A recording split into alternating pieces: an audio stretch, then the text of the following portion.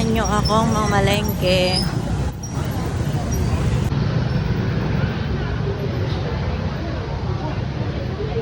Doon tayo sa bilihan ng liempo. Bubble jacket pa, mainit naman pala. Liempo tsaka sibuyas at toyo lang naman ang kailangan kong bilhin. Wala lang, gusto ko lang mag-stroll-stroll. Saan lang ako makapag-stroll dito sa palengke. Mang tama at rest day ko ngayon, Sabado. Atay ba? Atay? Ha? Atay? Atay, buyong. Buyong. Ito daw atay, Buyong, so itin eh. Ganto sa pangokan to sa.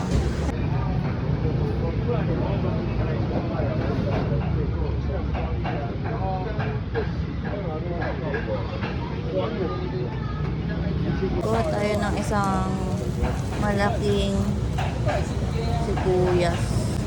Isang malaking white tsaka isang pula. Lamansi pa pala.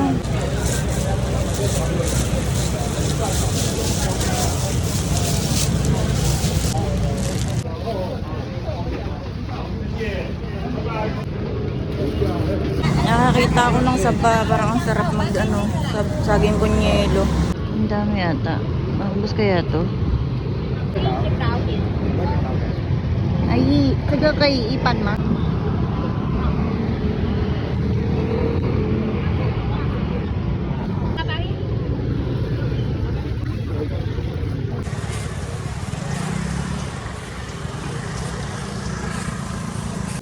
Yung toyo dito natin bilhin sa may opa. Dahil wala nang toyo na Pinoy na toyo doon sa palengke.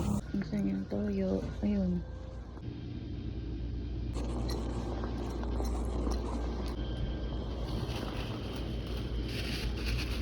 Okay, kumpleto na. Uwi na tayo. Init na ako sa jacket ko. Hindi talaga ako ganun karunong magluto. Pero naman akong mga ilan-ilan nang nalutong ulam. Pero kapag tanungin nyo ako kung anong medyo confident kong iluto. Bistek. Pinubuongan. Napanood ko paano lutuin ng nanay ko. Kasi nga, favorite ko yung mga ulam na yun. Kaya wala akong nakikita dito sa palengke nila nung pork chop na may buto-buto. Hindi ko maintindihan yung paghiwa ko. Hindi pare-pareho. May pang lalaki. Lang uli ako nag-video ng ganito. Kaya intindihin nyo na lang. Bagong gising pa ako kanina. Gasa na natin ang karne. Okay. Imamarinate kasi natin yun na ilang oras lang. Yung trip lang yun. Ito kasi talaga ang paborito ko. Niluluto ng aking inang mahal.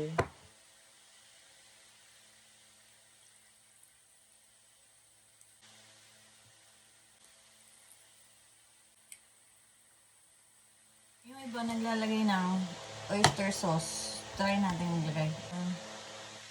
Vegetarian mushroom oyster sauce. Try lang natin konti.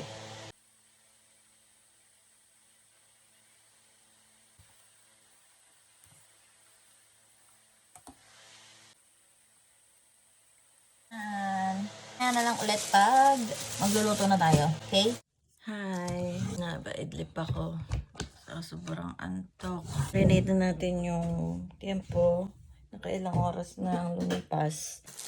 Itutusta natin. Tapos ito parang pang toppings lang. Ganun. Okay. Konti lang nito.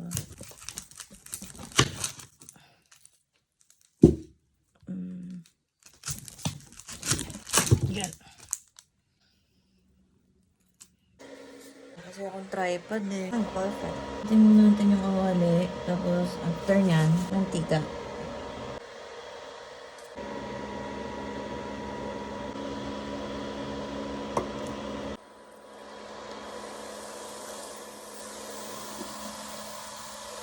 Tutustahin natin siya.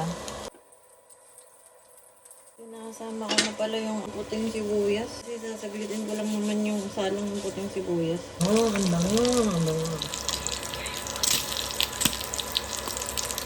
Ang hirap makipagdigmaan sa mga mantikang are. Kanina, hindi siya halos maluto. So, pinagbukod-bukod ko. Ano yung iba?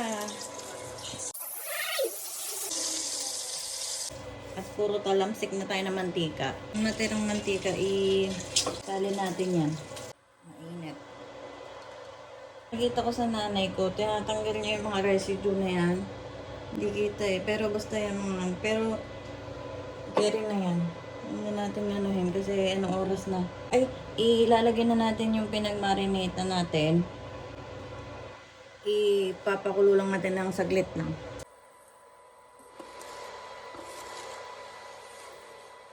Maya-maya, pagka umukulo-kulo na yan, ilalagay na natin ulit yung mga karne. Tapos saka na, yung sibuyas. Tapos saka natin yung karne. Tapos haluluin natin. Mekos-mekos. Tapos na.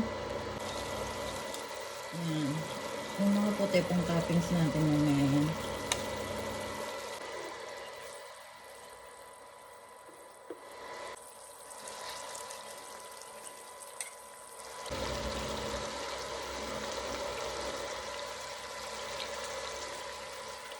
And we're done. Ayan na siya. Mamaya kakain tayo.